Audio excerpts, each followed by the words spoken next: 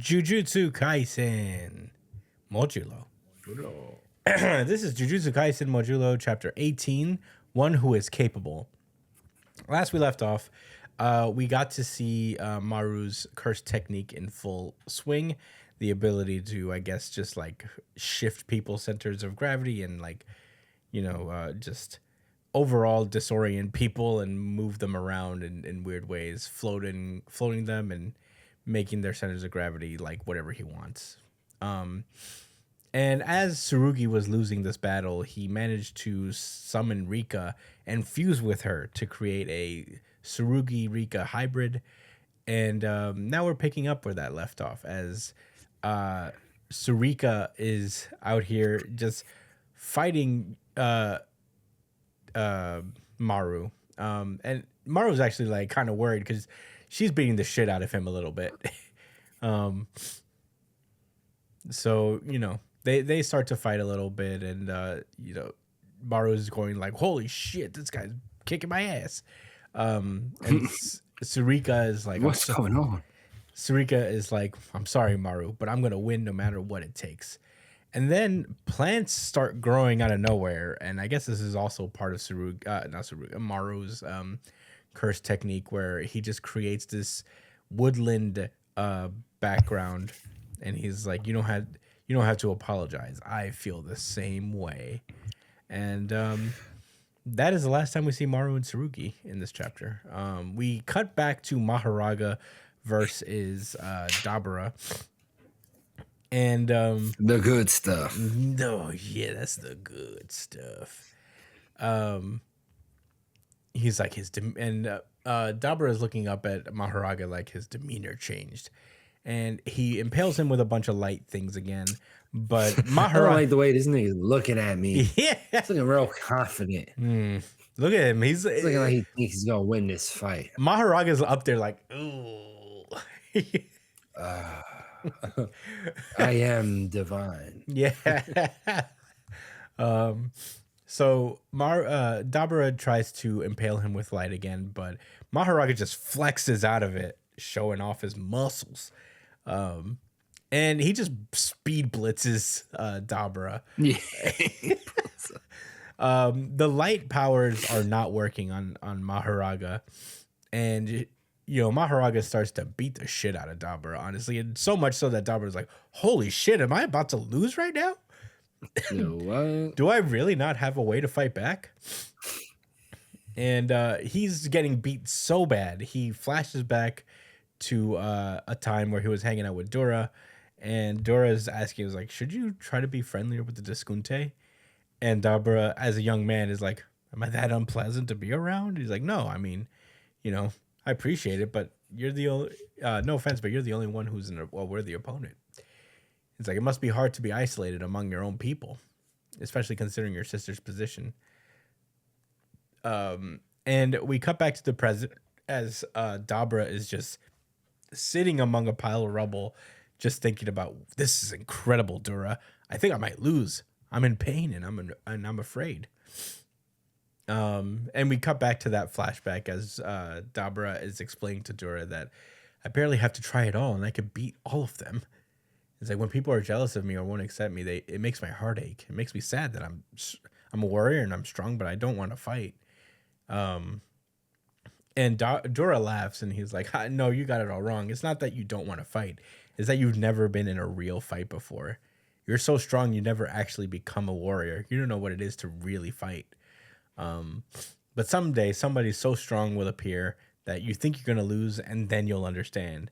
And speaking of which, Maharaga knees this fucking guy in the chest and sends him flying through several buildings. And Dabura is just, as he's getting pummeled, thinking, he's like, I see, fighting because you want to and not fighting because you don't want to. Neither of those are actually fighting. But fighting because you have to, that's a true fight. And in that moment, he actually blocks Maharaga's fight and or punch. And he's like, someone who is capable of that is a warrior. And he says, I'm sorry, I'll fight for real now. And we get the the narrator chiming in and being Dabura's curse techniques are blank and light. However, Dabura's physical body could not withstand the acceleration of light, so he was never able to move with the speed of light himself. As he's doing this, he seems to be bulking up in a real way, and he's thinking to himself, if my curse techniques are ineffective against him, there's only one thing to do: beat him with my bare hands. And he says, I'll push my body's strength and speed to their absolute limits. Dura, I will become a warrior. And the chapter ends with the narrator coming in and saying, beyond the limits of mankind, Dabura Karaba rips across the battlefield at sublight speed. Ooh, boy. That is where the chapter leaves off. Josh, what did you think about Jujutsu Kaisen Modulo chapter 18? Yeah, I'm very intrigued. Oh, yeah. Especially with the Maharaga fight, obviously. I don't think it's clear and obvious who's going to survive this fight. Yeah.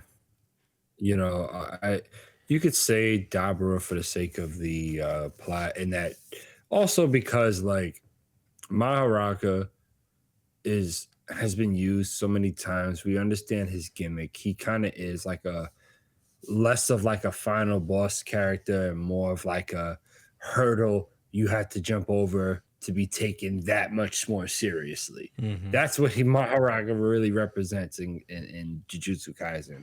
So Dabura is going to beat him. It's just about how is it going to be convincing enough to us. Him just making himself stronger and actually pushing past his limits because he's never had before. Maybe that's fine. I can buy that. You know, that he's just deciding to be stronger or something like that. This is going to force him to think outside the box and maybe figure out something about his abilities he didn't know before. That's cool. I mean, it kind of happened to Gojo as well. Yeah. During the fight. Yeah. Yeah. During Toji. Mm-hmm.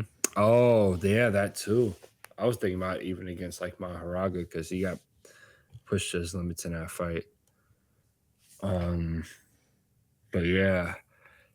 But is it true that Maharaga can't adapt to physical ability? Is it only I think that makes sense. Energy? It really is just like curse techniques that he adapts to. Well, no, he adapts to any and all phenomena is the phrasing. So never mind that. So he just has to overwhelm Maharaga with something before you theoretically can. You Yeah. can kill Maharaga. Gojo did it right before he died. So you know, Sukuna beat him. Yeah, while he was and Sukuna beat him as well. Itadori's body. Yeah. So there are ways to do it, and I guess beating him to death is one of those ways. Just straight up hands. Adapt to these hands.